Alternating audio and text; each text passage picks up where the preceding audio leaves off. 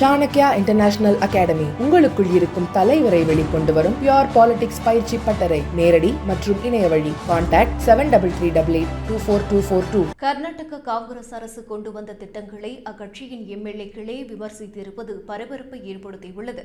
கர்நாடகாவில் கிருஹா ஜோதி, கிருஹா லக்ஷ்மி, அன்னபாக்யா, யுவ நிதி, யுவசக்தி உள்ளிட்ட திட்டங்களை 2023ஆம் ஆண்டு காங்கிரஸ் அரசு கொண்டு வந்தது. அவை ஏழை மக்களின் வாழ்வை மேம்படுத்தும் திட்டங்கள் என காங்கிரஸ் அரசு கூறியது. அந்த 5 திட்டங்களுக்கு மட்டும் இந்த நிதியாண்டில் 51,034 கோடி ரூபாயை அரசு ஒதுக்கியுள்ளது. இந்நிலையில் 5 திட்டங்களும் மோசமானவை என்றும் தான் முதல்வராக இருந்தால் அவை செயல்பாட்டுக்கு வந்திருக்காது எனவும் காங்கிரஸ் எம்எல்ஏ தேஷ்பாண்டே விமர்சித்துள்ளார்.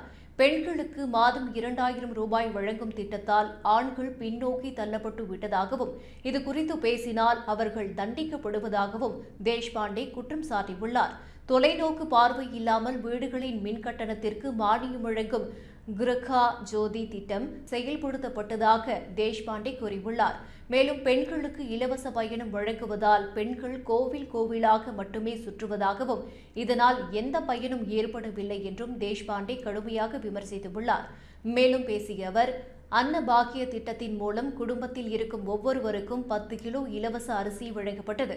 இப்போது அந்த திட்டத்திற்கு இந்திரா ஃபுட் கிட் என்று பெயர் மாற்றம் செய்யப்பட்டுள்ளது. அரிசியோடு மட்டுமல்லாமல் பருப்பு, எண்ணெய் போன்ற பொருட்களும் அதில் விநியோகம் செய்யப்படும் என அரசு அறிவித்துள்ளது.